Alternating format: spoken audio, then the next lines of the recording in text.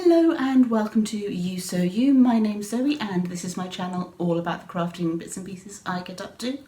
I knit, I sew, I spin on a drop spindle, I dabble in weaving from time to time, and anything else that takes my crafty fancy. Now this week we are talking about bead weaving, so grab a brew, put your feet up and let's get started.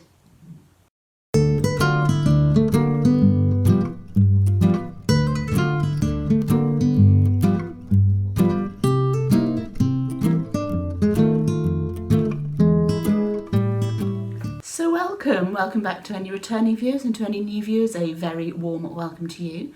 Now, as I mentioned in the opening to this video, today we're talking about bead weaving. Specifically we're talking about bead weaving on a loom. I have previously done a peyote stitch video which I'll try and remember to link up there. Peyote stitch is an off loom bead weaving technique amongst many, and loom weaving is slightly different. This is my bead weaving loom. There are several different styles of bead weaving looms out there, so it's a matter of personal preference which one you go for. I opted for this one so that I could have it sat on a table whilst I'm at the armchair. I've got a table that I can sort of tuck underneath the front of the armchair and alter the height on it, and sit with the bead weaving upright in front of me, or at least almost upright in front of me. So I felt that would be more beneficial to my back than trying to sort of lean over doing it on my lap on a tray. I can also bead weave at the table, which is fine. There are handheld bead weaving looms as well.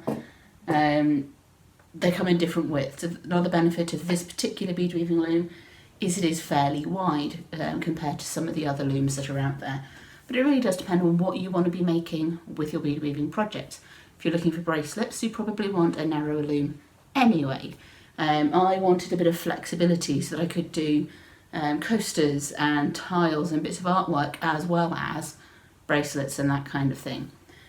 So that's my loom. As I say, there are tons and tons of different looms out there. If you Google bead weaving loom, you'll see a whole variety and local stockists in your area. So let's take a look at how I work with this particular loom. The principles are the same for all bead weaving looms. The way that you warp it might be slightly different, so follow your manufacturer's instructions on how to do that with your particular loom. But the actual process of weaving the beads themselves is essentially the same, regardless of the style of loom that you are using. So that bit will be useful regardless of which type of loom that you've got. Okay, so let's get going. Okay, so this is my bead loom. It's a sleigh style bead loom, and it sits quite upright, so we've got like screws here with spaces to put the warp threads in at the top and the bottom, and we've got these studs at the top and the bottom to wind the warp thread around. I chose this particular loom because it means that the beading is upright as you are working on it. So I felt that would be better for my back. So I'm going to weave a basic pattern. It's an 18 warp thread pattern, so I need to get the loom warped up for that, and I'm going to be using this nylon beading thread to do that. And it's quite simple really. You wind it around the stud at one end, through the groove in this sort of springy screw bit, up through the groove in the other end, and around the stud at the other end as well, and you just go back and forth until you've got enough warp threads. I will be doing two threads on the outside edges just to add a bit of strength and stability. So I'm going to get on with that and come back when we're done. Okay, so I've warped the loom up now. I've just put a black box behind the loom so that you can see a little bit better what's going on. So I've got my 18 warp threads across the way, and as I say, I've got double thickness on the outside edges for a bit of stability. Now I have tied the start of the warp to this stud, and because it's an 18 warp count with the double thickness on either side, I've also ended up tying up the end of the warp to this stud as well. And I've gone over the spring at both ends and wrapped it around the stud at the middle of the other end and come back again. So it's a continuous warp thread that I've used here. If it was a wider warp count, then obviously I'll be using the outside studs as well. And you want to make sure that your warp is centralised into the loom to help with evenness, and it's just a bit more straightforward that way. So my next step is to get my bead sorted out and thread up my beading needle. If I just move the loom out of the way and bring this black box down, I'll show you my warp, my beading needle that I'm going to be using on the loom. So this is quite a long, flexible needle. Beading needles tend to be quite flexible, and obviously I needed quite a long one for the loom. Some of the warp counts can be quite wide, so you want to make sure that your needle is long enough to go all the way through the whole width of your project. This particular needle is a big eye needle, so almost the full length of the needle is the eye. So you pop your thread through there and then just close it up and it holds it in place. So it's nice and easy for threading, and both ends of the needle are fairly blunt, so you're not going to be stabbing yourself with this one. And so I'm going to thread that up with the same nylon thread. This is Nymo thread, I believe is the brand name. It comes on these little bobbins, and it's really strong for beading, which is what you need. And my loom came with a load of mixed colour beads in a tube like this, all jumbled up together, which is not ideal. You really want to be able to separate your colours out, really. But I am going to be using some of the beads from here. We'll see how I do with keeping a colour theme going in the pattern. The pattern I'm using is just a pattern that came with the loom as well, so I'm not going to show you the draft, but essentially for bead weaving patterns, it's going to be some form of grid. The grid will vary depending on the type of beading that you're doing. So peyote stitch is going to be like a staggered grid, but for loom weaving it's much more like graph paper, so it's a more standard steady grid. And there'll be some kind of marking, whether it's a symbol or a colour, to show you where you need to change the colour of your beads. So they are fairly straightforward to read. It's very similar to a colourwork knitting chart. So it's effectively a pixelated picture of what you're trying to create. Okay, so I'm going to thread this needle up and we'll get going. Once I've threaded my needle up, I will be storing it on my loom, because my loom came with this little stick-on magnet, which is really handy. Okay, so back in a sec. Okay, so I've threaded my needle. So the white thread is the same thread as I've done for the warp threads, and I've sorted out the two colours that I need for the pattern. This probably won't be enough for the full length of the weaving. I do have a few more in this tube, but it took quite a while to sort them out from that tube, because if you can see, there's some navy blue in there, and trying to distinguish between navy blue and black is not all that easy.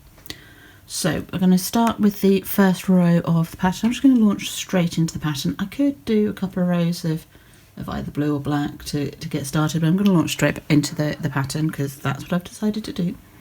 And first thing I'm going to do is pick up the first row of beads on my needle with the point of my needle, following the pattern that I've got just out of shot. So apologies for the wobble on the table there. So with the loom weaving, you're going to need one less bead than you've got warp threads for each row. So I'm just going to pick up the beads for my pattern using the tip of my needle. So we start with black, then we do blue, and then black.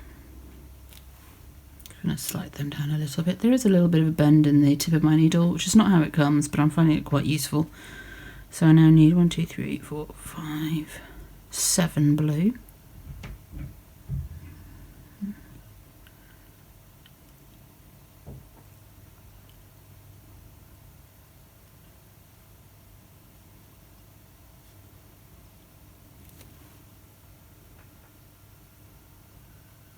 Just checking I've got the right number there.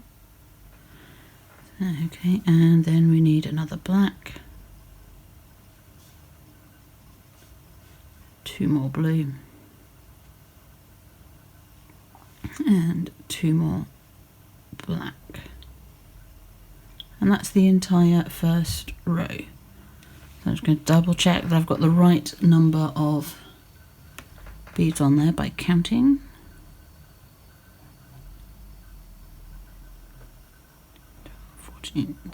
17.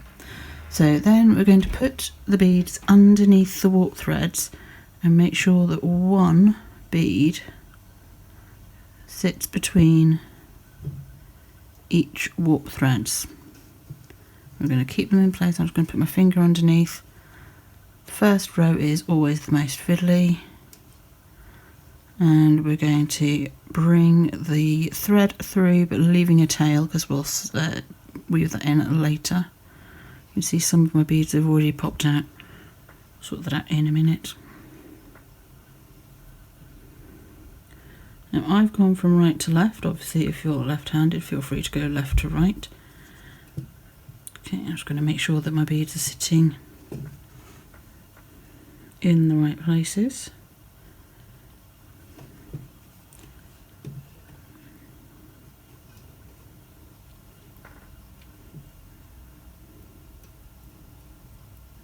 Because you've got nothing sort of below this first row to hold the warp threads exactly how you want them to be and to hold the beads in place, it does get a little bit fiddly. But once they're all held in place, it should be fine. It's also a little bit awkward because I'm trying to work my way around a light and a camera, but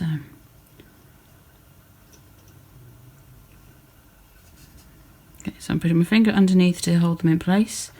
They will straighten out in a minute. We're going to take the needle and go back through the beads, making sure we pass over the top of the warp threads. So the first pass goes underneath the warp threads. The second pass needs to go above the warp thread, so you're actually using your finger to push the beads up slightly so that you can pass in front of the threads. Now we're going to pull the thread all the way through, making sure we don't lose our tail on the end.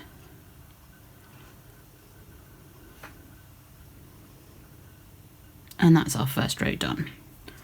So we don't want to pull too tight on the end, but we do want it to be snug up to the edge of the warp. So we're now going to pick up the beads for our second row. So in much the same way, following our pattern. Now as I say, the pattern that I'm using came with my loom.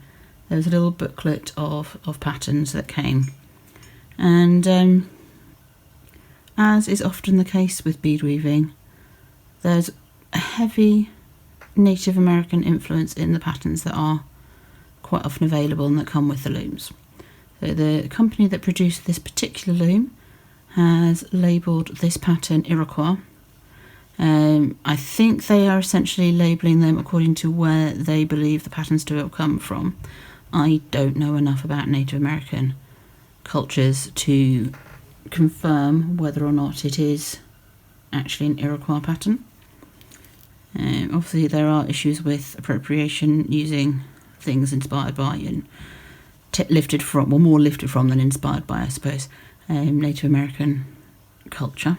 But as I am learning and it is for personal use, I'm not too worried about that at the moment. I'm not going to try and sell it. I'm not going to claim that they're my own patterns or anything like that. Once I've got all the techniques down and I'm comfortable with the loom, then I can start looking at my own designs. So how many blue beads do we need here? 2, 4, 6, 8, 10, 11. 2, 4, 6, 8, 9,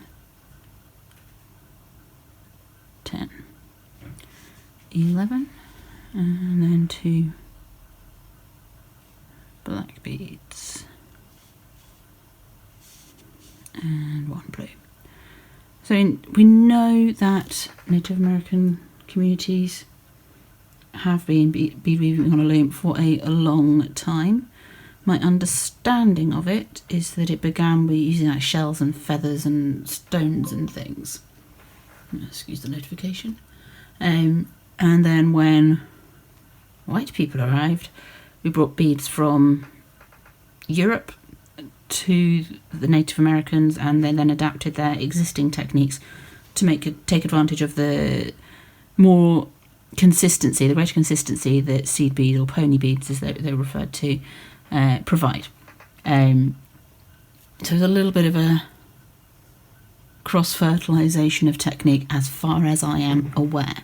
But the motifs and any symbolism that's attached to them are older, far older than white presence in North America. Okay, so second row under the warp threads, taking care not to catch the thread on the wing nut at the side. Pull the thread through until it's snug against that side warp. Then take the needle above the warp thread, so pushing those beads up to make sure we're passing the needle above the warp thread.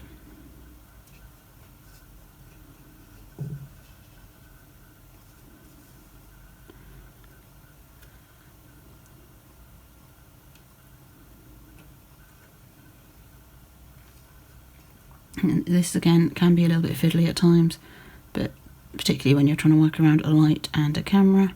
But once you've got a few rows in, it does get much more straightforward and the beads start to hold each other straight.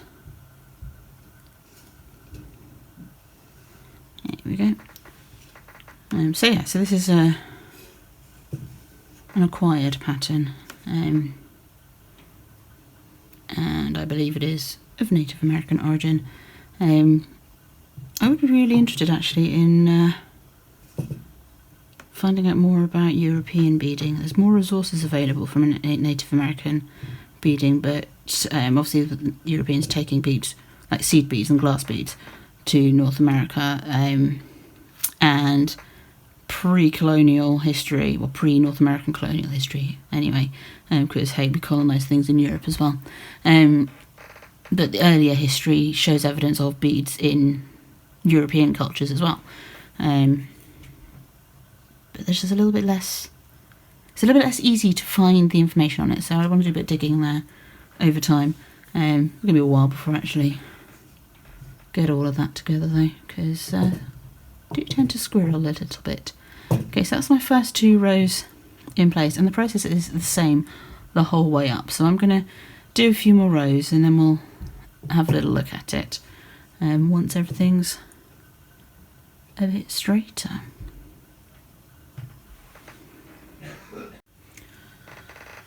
Okay, so you can really see the pattern starting to form now. Everything's in nice neat rows, which is what you get with loom bead weaving, whereas peyote stitch you've got an uneven edge because the beads are like offset a little bit, and you can see the diamond pattern start to form. You can see the warp threads between the beads, so if I had a different colour of warp thread I probably would use that.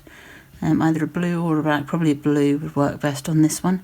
But yeah, I have white at the moment. I know it's starting to come together very, very nicely. I can probably get another row, maybe 2 out of this thread before I need to weave it in and change threads. So let's see how we go. Probably get 1 more row before I do that. So we are there in the pattern.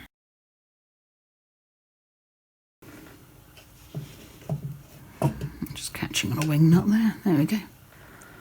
Okay, so to finish this thread off, because we don't obviously want it loose, because I mean, what would you do with it if it's dangling out the side? And just to make sure we're not going to lose any of our beads on that row, I'm going to go back to the row below and send the needle through.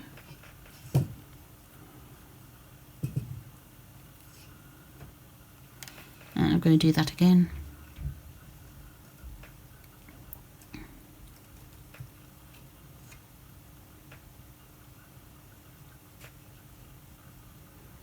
This is also another opportunity to catch any beads in those rows that have not been caught when they need one over the warp threads. So sometimes it'll slip underneath the warp thread if you're not careful, or you might just miss it. it happens. So that's that thread finished off, so I'm going to snip that quite close to the end of the weaving. You can use a lighter to zap those little bits of thread, or there are little tools that you can get to zap those bits of thread as well. Because it's nylon thread, it'll melt. I don't have the little gadgety tool thing to do it with, and I am not going to use one of my partner's lighters because I don't want to melt the beads, they are plastic. Okay, so that's that finished. So I'm now going to get another length of thread. You obviously want it to be long enough to do a few rows, but you don't want to be so long as it's going to be unmanageable. So I mean a reasonable amount of thread, same as you would do if you're doing embroidery or sewing, possibly slightly longer, but yeah, a reasonable amount of thread rather than a stupidly long amount of thread, so you don't get tangled or what have you. Because you can easily end a thread and start a new one. So just cutting another bit of thread off. It does come off a little bit squirrely and bouncy from the little bobbin things. I'm just going to run my fingers down a couple of times just to take some of that bounce out. I mean, it's going to disappear anyway when you're using it. And then we take our needle,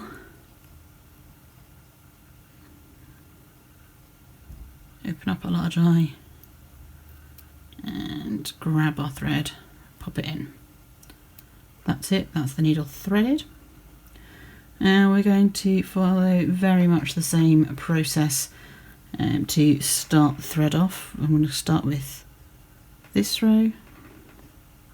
I'm just going to go through 2 rows because I find that's enough. And I'm going to pull that one through until the tail disappears into the weaving, but only just disappears. And back through the last row that I added on. Once I finish my weaving, I can do the same with the tail at the start and any tail that's at the end.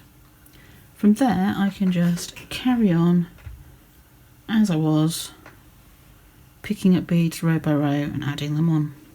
And that's that. So I'm going to keep working on this and show it to you later on, show you how far I've got.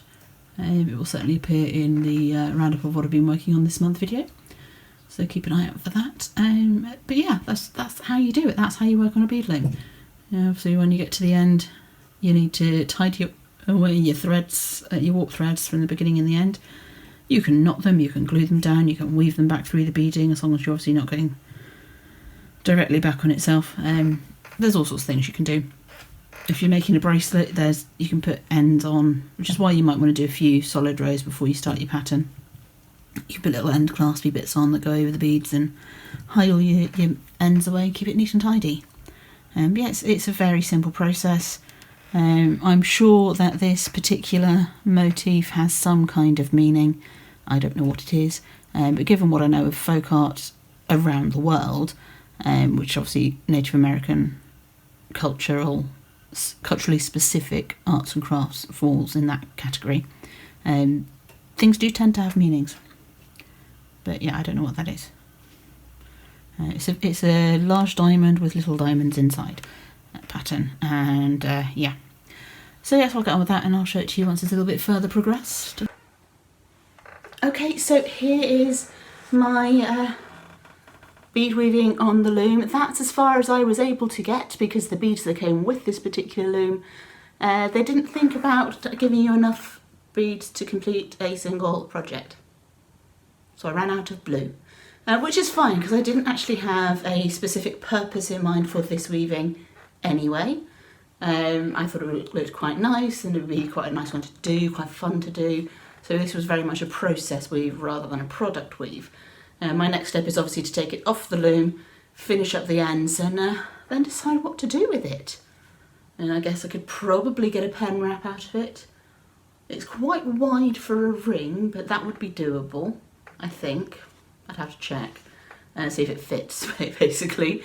I could use it for a key ring, I could use it for some sort of decoration of a bag, you know, I could put on a lobster clasp and attach it to a bag. I could stitch under some fabric and use it as part of something else. So yeah, so I've got some pondering to do with that.